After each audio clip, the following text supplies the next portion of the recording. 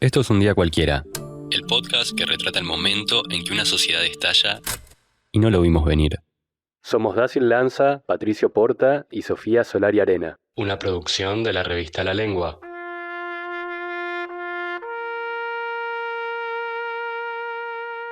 El lunes 25 de mayo de 2020 era feriado por el Día de los Caídos. Estados Unidos se acercaba a las 100.000 muertes por coronavirus, pero el presidente Donald Trump no parecía demasiado enfocado en la crisis sanitaria.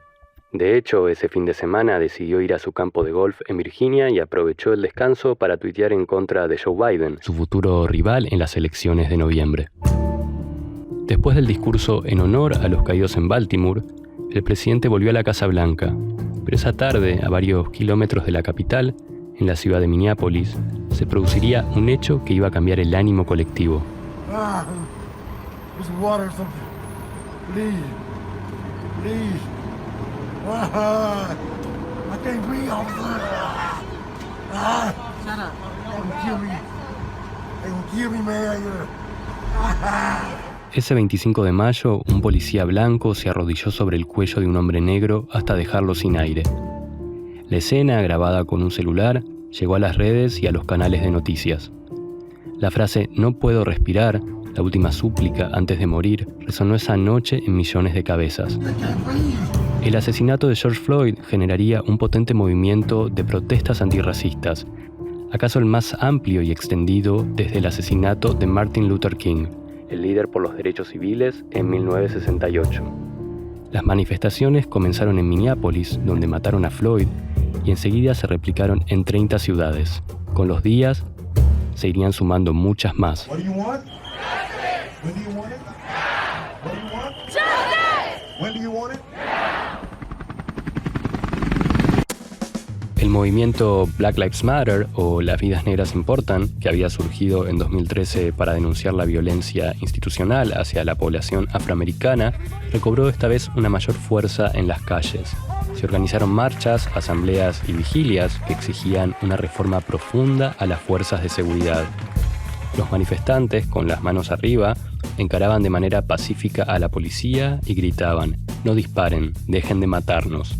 La violencia policial es la sexta causa de muerte entre los jóvenes negros de Estados Unidos, que tienen 2,5 veces más posibilidades de morir a manos de la policía que los blancos, y los índices de pobreza afectan el doble a la población afroamericana en relación con su contraparte blanca.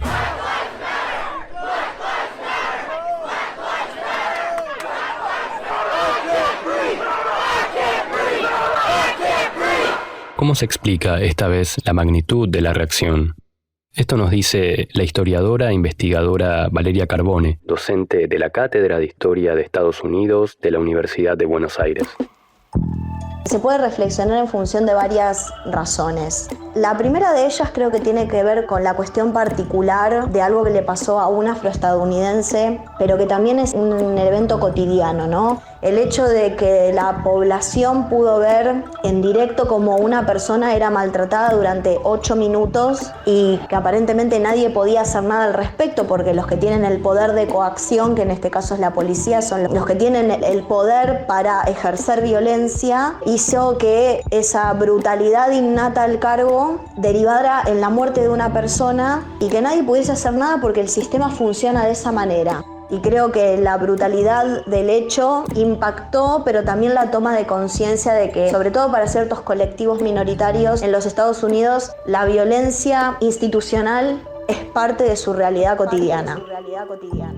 El asesinato de George Floyd es emblemático de la existencia de un problema que tiene que ver con el racismo estructural en los Estados Unidos, y creo que además en el contexto de esta presidencia en particular, que es la presidencia de Donald Trump, que ya está terminando, esto abonó a que la situación actuara como un catalizador de la protesta social.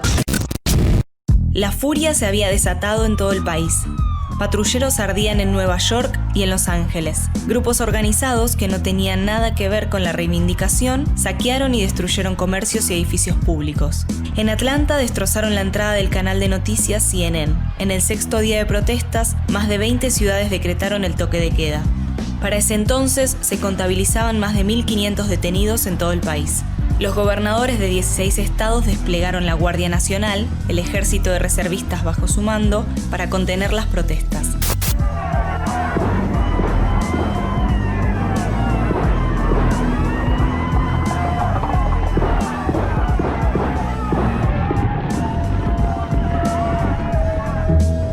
Los manifestantes llegaron hasta la capital, Washington, y cercaron la Casa Blanca.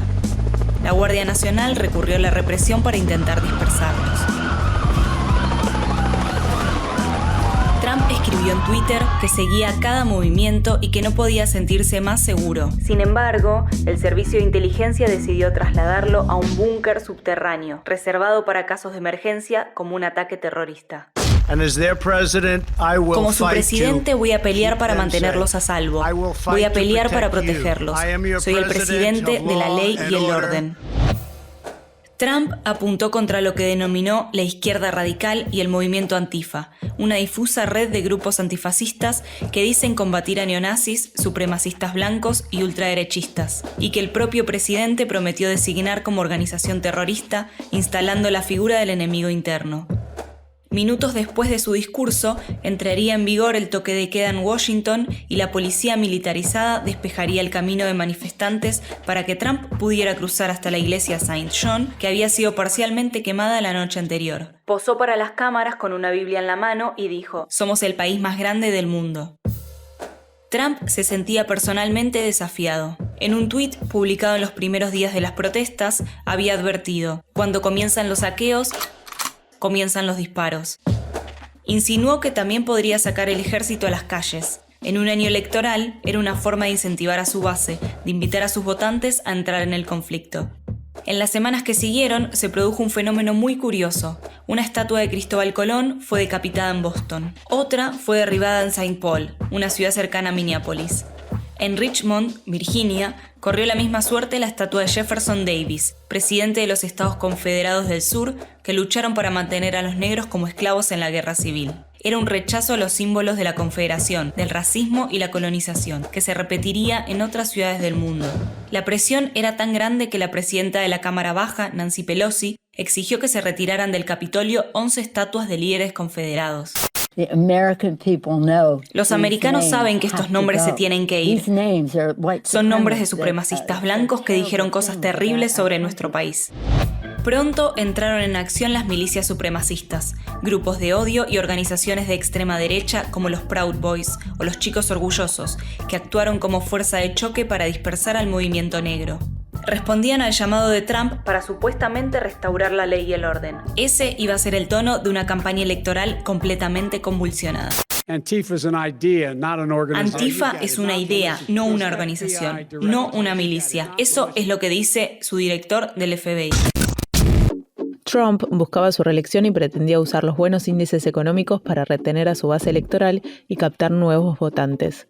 La mayor potencia del mundo crecía de manera ininterrumpida desde marzo de 2009 en lo que fue una lenta pero constante recuperación después de la crisis que se inició con la explosión de la burbuja inmobiliaria y la quiebra de Lehman Brothers. Pero la pandemia se interpuso en los propósitos de Trump. El país sufrió una caída del 5% de su economía a lo largo del primer trimestre de 2020.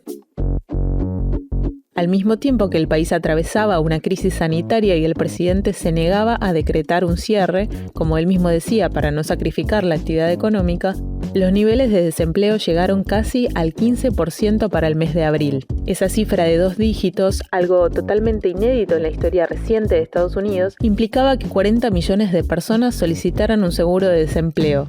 Casi una Argentina desempleada dentro de una población de 328 millones de personas. Ya en septiembre el panorama parecía más alentador para Trump, porque esos indicadores revirtieron su tendencia negativa. La tasa de desempleo promediaría el 8%. Debido a las crisis, la económica y la sanitaria, la imagen de Trump cayó durante los meses previos a la elección. Sin embargo, la dinámica electoral sería aún más compleja. En las elecciones de noviembre pasado, el candidato demócrata Joe Biden obtuvo 306 delegados, muchos más de los 270 necesarios para ser consagrado como presidente por el colegio electoral, y ganó también el voto popular. Pero si bien Trump alcanzó apenas 232 lugares en el colegio electoral, logró no solo que sus votantes más fieles no le soltaran la mano, sino también movilizar al electorado hasta llegar incluso a niveles de adhesión inéditos para una candidatura del Partido Republicano. Así fue que Trump obtuvo más de 70 millones de votos, ampliando de ese modo su base electoral con respecto a 2016. En aquel año, un estudio presentado por el New York Times señaló que los 2.584 condados en los que había ganado Trump generaban solo el 36% de la producción económica del país, mientras que los 472 distritos que consiguió su entonces oponente Hillary Clinton equivalían casi al 70% de la economía estadounidense. Esa tendencia se mantuvo en las elecciones de 2020. Pese a haber perdido la elección, no se puede subestimar los alcances del discurso con el que Trump reunió adhesiones para llegar a la Casa Blanca, que fue el mismo con el que venía gobernando y con el que logró estos niveles de adhesión. En 2016, según la encuesta de Edison Research para varios canales de noticia y la agencia AP, las propuestas de Trump hicieron que votaran por él el 53% de los hombres, frente a un menor 42% de mujeres que eligieron al millonario. También ganó por un amplio margen entre los votantes mayores de 65 años, mientras que entre los jóvenes de 18 a 29 años apenas cosechó el 37% de los votos. Joaquín Arguindey, politólogo de la Universidad de Buenos Aires y especialista en política estadounidense, nos explica cómo, pese a haber perdido, Trump logró estos niveles de acumulación electoral. Con respecto a la insuficiente, pero aún así mejor de la esperada performance electoral de Trump, diría que en términos generales el presidente se benefició de las ventajas clásicas de los oficialismos que buscan la reelección. Es el motivo por el cual ha habido relativamente tan pocos presidentes que no consiguieron la reelección cuando la buscaron. Y esas ventajas incluyeron tanto la posición predominante como actor con capacidad de dirigir la conversación y dirigir la agenda nacional, como el poder de utilizar su rol como gobernante para impulsar políticas públicas populares, sean simbólicas o concretas, para mejorar sus chances electorales en el corto plazo. Tal vez el ejemplo más claro de ello es el del socorro financiero para individuos otorgado por el gobierno federal durante la pandemia. Cabe preguntarse en ese caso, por supuesto, ante qué resultados estaríamos si Trump y el partido que encabeza hubieran estado menos aferrados a la ideología de la ortodoxia fiscal y la austeridad clásica del Partido Republicano contemporáneo, pero bueno, ello es por supuesto un contrafáctico. Arguindey comenta también cuál cree que va a ser el destino próximo de la figura de Donald Trump. Va a continuar siendo muy relevante a nivel nacional y va a continuar siendo un líder político sin pares dentro del Partido Republicano, al menos en el futuro inmediato y probablemente durante los siguientes 4 años también. Si la derrota hubiera sido por un margen mayor, es bastante probable que las divisiones faccionales dentro del Partido Republicano hubieran sido más fuertes, pero al ser el panorama uno en el que el trumpismo como oferta electoral fue castigado, pero por un margen pequeño, y logró ser razonablemente competitivo aún en época de pandemia y con un partido demócrata que maximizó sus esfuerzos por repulsión ante su figura, creo que los impulsos para distanciarse de Trump han sido mínimos y han estado mayormente restringidos a quienes lo necesitan para su supervivencia electoral en distritos o estados muy competitivos. Finalmente, el especialista estima cómo podría moverse el Partido Republicano en términos de sus posicionamientos de cara a las elecciones de medio término de 2022 y evalúa una posible candidatura de Donald Trump. A priori diría que el Partido Republicano está posicionado para beneficiarse de las ventajas que posee en cuanto al diseño distrital en múltiples estados luego del censo de 2020 y sobre todo de la dinámica antioficialista que históricamente impulsa al partido fuera del poder en las elecciones de mitad de mandato en los Estados Unidos. En lo inmediato, sin embargo, creo que la apuesta fácil para hacer es que si el trumpismo y el Partido Republicano mayormente van a procesar la derrota de este año mediante una fantasía absurda de un fraude masivo que depositó un presidente ilegítimo en la Casa Blanca, creo que la dirección ideológica partidaria probablemente va a tender hacia no cooperar en absoluto con Biden y con los demócratas y maximizar la polarización política para beneficio electoral. Sorpresivamente, Trump, que en 2016 había obtenido el 8% de los votos de la comunidad afroamericana, mejoró ese resultado, alcanzando 4 años después un 12%. Es el mejor número entre la población negra para un candidato republicano desde 1996. Trump también mejoró su performance entre los votantes latinos.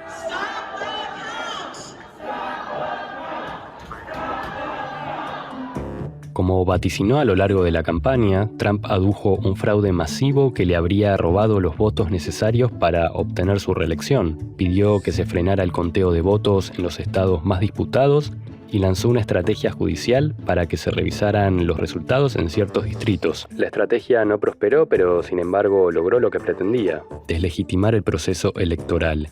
El 70% de los votantes republicanos, de hecho, cree que las elecciones no fueron del todo transparentes. Antes del 3 de noviembre, solo un 18% de ellos creían la posibilidad de un fraude. Es cierto que fue una elección atípica por muchas cuestiones, por las revueltas antirracistas, la pandemia, que incrementó el voto por correo, y el carácter plebiscitario del proceso. Era una decisión a favor o en contra de la continuidad del presidente. También se destacó por la irrupción de teorías conspirativas y entre ellas la más difundida, QAnon, un movimiento que nació en 2017 y apareció en la escena pública un año después, cuando en un mitin de Trump en Florida, varios de sus simpatizantes vistieron prendas con la letra Q. QAnon también se dio a conocer de forma masiva con el Pizzagate, una teoría que apuntaba a la pizzería Comet Ping Pong en Washington como sede de una presunta red de pedofilia. At the crux of the theory is this belief that you are secretly saving the world from this satanic. Hay una teoría conspirativa que cree que usted en secreto está salvando el mundo de este culto satánico, de pedófilos y caníbales. ¿Suena como algo en lo que usted puede estar detrás? No escuché sobre el tema, pero ¿se supone que es algo bueno o algo malo? Si puedo ayudar a salvar el mundo de problemas, estoy dispuesto a hacerlo. Y de hecho, estamos salvando al mundo de la filosofía de la izquierda radical que destruirá a este país. Si Estados Unidos se pierde, el resto del mundo le seguirá. Esa es la importancia de nuestro país. QAnon alude a la autorización Q que tienen algunos funcionarios militares y de inteligencia que les permite acceder a documentos clasificados del más alto nivel. Como es una persona anónima, la marca pasó a ser QAnon. La idea principal que sostiene esta teoría es que se está desarrollando un operativo encubierto en el que trabaja Trump para desmantelar una red de pedofilia y adoradores de Satanás. Según QAnon, la red de pederastas estaría formada por altos miembros del Partido Demócrata, como los Clinton, y otros personajes de la política y el mundo del espectáculo, como Bush, Oprah Winfrey y Tom Hanks. Para entender más sobre este fenómeno, hablamos con Ernesto Calvo, doctor en ciencia política, dedicado al estudio de la política doméstica de Estados Unidos. Estados Unidos tiene una larga tradición de teorías conspirativas, desde Área 51 hasta la no llegada a la Luna. Sin embargo, estas teorías conspirativas hoy en día son bastante distintas, porque a diferencia de esa no llegada a la Luna, que solamente es creída por cerca de un 8, 9, 10% de la población, las teorías conspirativas de hoy en día circulan entre, no diría una mayoría, pero casi una mayoría de la población. La alta polarización ha hecho que las teorías conspirativas que han sido llevadas adelante, multiplicadas, proliferadas, comunicadas por el Partido Republicano, sean hoy lo que se dice mainstream. A diferencia de esas viejas teorías conspirativas, lo que propone Steve Bannon desde Breitbart News, lo que propone QAnon, lo que trata de circular Fox News, no son teorías alocadas, sino que son operaciones políticas. El objetivo de esas operaciones es generar polarización y capitalizar para el Partido Republicano. En ese sentido, estas no son simplemente teorías conspirativas, sino que son instrumentos políticos de intervención. El movimiento fue creciendo a medida que se acercaba la cita electoral. Si bien para marzo un estudio del Pew Research Center afirmó que el 75% de los estadounidenses ni siquiera sabía qué era QAnon, en junio una investigación del diario británico The Guardian reveló que la comunidad que sigue esta teoría está integrada por unos 3 millones de usuarios. Durante el periodo de campaña, al menos 75 aspirantes a una banca en el Congreso manifestaron algún grado de simpatía por QAnon, según una investigación de la ONG Media Matters for America. De todos, la que logró su escaño en el Congreso Nacional fue Marjorie Taylor Greene, a quien Trump definió como la futura estrella republicana. Otra vertiente de estos grupos conspiracionistas son los Wolverine Watchmen, la milicia de extrema derecha que estuvo involucrada en el intento de secuestro de la gobernadora de Michigan, Gretchen Whitmer, a un mes de la elección del 3 de noviembre. El grupo logró ser desbaratado por el FBI y las 13 personas involucradas fueron detenidas. Según el informe que dio el Buró de Investigaciones, el grupo planeaba además volar con explosivos el Capitolio de Michigan. La gobernadora afirma: cuando nuestros líderes hablan, sus palabras importan, tienen peso. Cuando nuestros líderes se reúnen, alientan o fraternizan con terroristas domésticos, legitiman sus acciones y se convierten en cómplices. Según el FBI, el supremacismo blanco y los grupos de extrema derecha son la principal amenaza nacional y no la extrema izquierda, como asegura Trump. Incluso David Duke, ex líder del Ku Klux Klan, reconoció que Trump empoderó a muchos estadounidenses blancos con su victoria en 2016. Esto es lo que opina el profesor de la Universidad de Maryland, Ernesto Calvo, cómo funcionan, para bien y para mal, las redes sociales. Tiene que preguntarse cuál es la diferencia entre las teorías más descabelladas, como el Pizzagate, y aquellas que fueron propuestas por Donald Trump, como por ejemplo que Obama no era un ciudadano norteamericano y que su acta de nacimiento había sido fraguada, la cual es falsa, pero aparece como una propuesta menos irracional. Tanto el Pizzagate como la certeza por parte de Trump de que Obama no es un ciudadano norteamericano tienen exactamente el mismo objetivo político, aunque en general capturan distintos segmentos del voto republicano. En un país de 300 millones de habitantes, un 8-10% que cree que Estados Unidos nunca aterrizó en la Luna representa 30 millones de personas. Mientras tanto, un 40-45% que cree que Biden no fue el ganador de la última elección representa un problema gigante político de 140 millones de personas. La contracara del triunfo de Taylor Greene, seguidora de QAnon, fue la victoria de Cori Bush, una de las lideresas del movimiento Black Lives Matter que ganó una banca en la Cámara de Representantes. Cori lo hizo por el estado de Missouri y se convirtió en la primera representante negra de ese estado.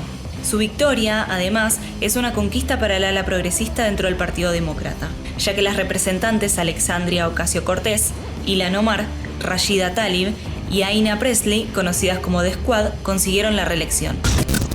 The people of this nation have spoken. El pueblo de esta nación habló. Nos entregó una victoria clara, una victoria convincente, una victoria para nosotros, el pueblo. Ganamos con la mayor cantidad de votos nunca antes emitidos en una elección presidencial de nuestra historia. Cuando los medios proyectaron la victoria de Biden el sábado 7 de noviembre, 4 días después de la elección, Trump seguía sin reconocer que había perdido. El sábado 14 de noviembre, una movilización multitudinaria marchó a Washington para expresar su apoyo a Trump y sus denuncias de fraude. Había supremacistas blancos, milicias de ultraderecha armadas, como los Proud Boys, claro, y también banderas nazis y confederadas. De alguna manera, la organización y la capacidad de respuesta de sus seguidores demostró que, si bien Trump va a dejar pronto la Casa Blanca, el trumpismo seguirá vigente.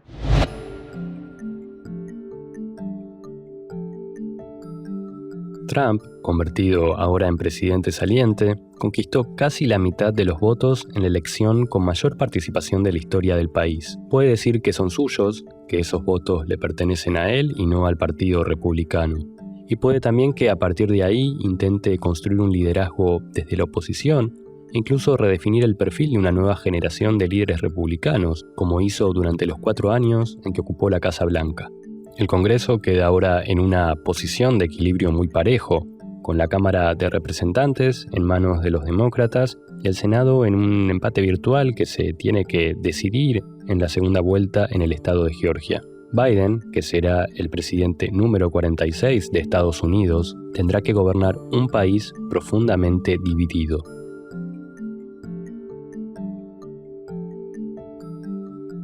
Esto fue Un Día Cualquiera, el podcast que retrata el momento en que una sociedad estalla y no lo vimos venir. Les esperamos en el próximo episodio.